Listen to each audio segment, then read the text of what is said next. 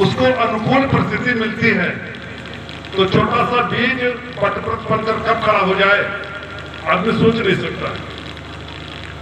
कभी इस गांव में नौकुंडी यज्ञ हुआ था, उसके कार्यक्रम में हम भी आए थे और उसके बाद उस नौकुंडी यज्ञ में एक छोटा सा बीज पड़ा और आज पटप्रच बनकर 24 कुंडी यज्ञ के रूप में आपके सामने तैयार हो गया। ये छोटी मोटी बात नहीं है। गुरुदेव कहते थे बेटे खाना तो सब कहीं बना हुआ रखा है और आपको परख करके खाना है, व्यवस्थाएं सारी मेंटेन हो चुकी है।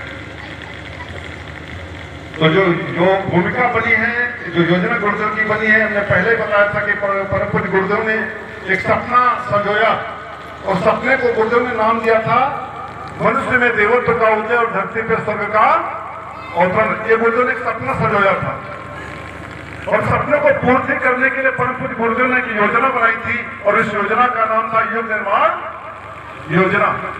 और इस योजना को पूरा करने के लिए गुरुदेव ने एक सूत्र दिया था, बेटे हम बदलेंगे तो युग बदलेगा। आप अपने इष्ट मित्र रिश्तेदार पड़ोसी सबको इस नौका में बैठा लीजिए। एक समय ऐसा आया था तब भगवान ने कहा था कि मेरी नौका में बैठ जाइए। जो लोग बैठ गए थे वो तो पार हो गए थे, जो रह गए थे उनकी बड़ी गति खराब हुई थी।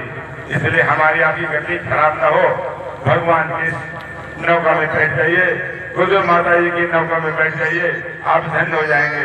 देखिए आपके अंकित कुमार वर्मा जी नाल बजाते हैं, भगवान ने इनकी दृष्टि नहीं दी है फिर भी सब कुछ कर लेते हैं, नाल बजाते हैं, यज्ञ कराते हैं, सब कुछ कराते हैं। हमारे संजय भाई साहब देखो अपना सारा काम, सोने की दुकान है, दुकान भी बहुत अच्छी चलती है, गुरुदेव के काम भी अच्छे करते हैं। हमारे डॉक्टर अमरेश कुमार जी एक डॉक्टरी करते थे, इनको हम ही लोगों ने प्रयास करके लाने के बाद आज उच्च स्तरीय गायक हैं और यहाँ नहीं जाते हैं, न जाने कहाँ जाते हैं, नेपाल जाते हैं, बरेली में अन्य जिलों में जाते हैं, दूसरे प्रदेश जाते हैं, बड़ा अच्छा काम करते हैं। इसे ऐसे आप भी बन जाइए, अपने गांव से एक दो लड़के निकाल दीजिए, कोई गायक बन जाए, कोई वादक बन जाए, कोई वक्ता बन जाए, कोई दीपक करा ले, ऐसे ऐसे आदमी अपने घर से निकालिए। बर्तन भी है लेकिन कोई हाथ जोड़े हो, इसकी पूजा कर रहे हो? नहीं कर रहे हो। क्यों नहीं कर रहे हो? क्योंकि अभी ये जला नहीं है, इसने अभी अग्निदेव को अपने हवाले नहीं किया। जिस समय अग्निदेव के हवाले अपने आप को कर देगा उसी समय पूजनीय हो जाएगा, वंदनीय हो जाएगा, लोग इसकी पूजा करने लगेंगे, वंदना करने लगेंगे। इसी तरीके से मेरे पास जो भी शक्ति है, सामर्थ्य है, अगर हम अपने लिए, अपने परिवार के लिए, अपने परिवार के लिए लगाते रहेंगे तो आप बताइए कुछ मिलेगा? कुछ नहीं मिलेगा। गुरुदेव ने कहा था बेटा तेरा जन्म हुआ था तो तू रोया था और दुनिया हंसी थी, और जब तू जाना तो आने से और जाने के बीच का जो सफर है उसको ऐसा बना देना कि जब तुम जाओ तो पूरी दुनिया रोए और तुम हंसते हुए जाओ। तो दुनिया कब रोएगी? जब एक मॉडल बन करके हम प्रस्तुत करेंगे। मॉडल बनना है तो मॉडल बनने के लिए आपके वहां एक सौभाग्य मार्च में चहलुआ में मिलने जा रहा है।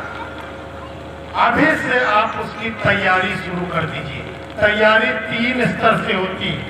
एक तो मन, साधना के द्वारा आप अपने मन को उसमें लगा दीजिए। दूसरा होता है साधन। साधन में आपके पास जो कुछ भी है, धन दौलत गाड़ी घोड़ा जो कुछ भी है, उसमें आप लगा दीजिए। और तीसरा हो जाता है बाहुबल। परिश्रम करना पड़ता है। इन 3 में से भगवान ने तीनों आपको दिए हैं तो तीनों समर्पित कर देना, और अगर तीनों नहीं दिए हैं तो सबसे प्रमुख क्या है? शरीर में। अपने आप को सबरी ने क्या किया था मालूम है? शबरी ने क्या किया था? अरे शबरी सबर कुल की थी, जिसको मेहतर कहा जाता है, और वो कब घर से निकली थी? जब उसका विवाह होने को था।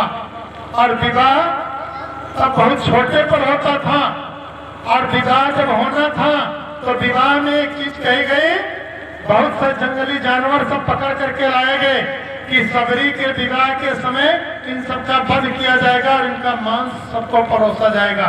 तो सबरी ने निर्णय ले लिया कि जब मैं ब्याह ही नहीं करूंगी तो ये बेचारे मारे कैसे जाएंगे, और रात को चुपचाप निकल गई। कहाँ निकली? महर्षि मतंग के आश्रम के बाहर रह करके। और क्या करती थी?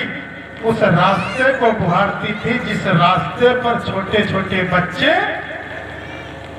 जो आश्रम में रहते थे और स्नान करने के लिए जाते थे, तो गंगा जी में जब स्नान करने के लिए जाते थे और आते थे, उस रास्ते में कांटे पड़े होते थे, तो उन बच्चों में उसने किसको देखा?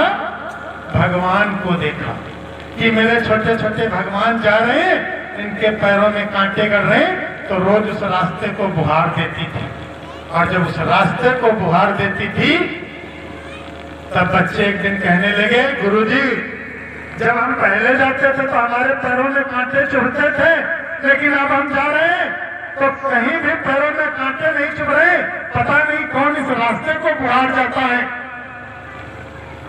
तो महर्षि मतंग चूंकि त्रिकालदर्शी थे, उनसे कुछ नहीं छिपा था, उन्होंने कहा तो फिर आज देखो रास्ता कौन बुहारता है। बच्चे बैठे, सबरी जैसे झाड़ू लगाने आई, सबरी को पकड़ करके लेकर के गुरुदेव के सामने लगे। महर्षि मतंग ने इन्हें कहा, सबरी तू रोज इस रास्ते को बुहारती है तो यहाँ पर भोजन कर लिया कर, ध्यान दे। क्या कहा कि रोज इस रास्ते को बुहारती है तो इसको यहाँ भोजन कर लिया कर। तो सबरी ने जो कहा ध्यान देना, सबरी ने कहा, हे प्रभु मेरे पास और कोई काम ही नहीं है, दिन भर तो मेरा खाली ही रहता है, जंगल से कंदमूल फल ले आती हूँ, मेरा पेट भर जाता है, इसलिए आप मेरी मजदूरी मत दें। अगर आप चाहते हैं हमारे चैनल का ऑडियो वीडियो सबसे पहले आप तक पहुंचे तो हमारे चैनल को सब्सक्राइब करें, लाइक शेयर कमेंट करें। धन्यवाद।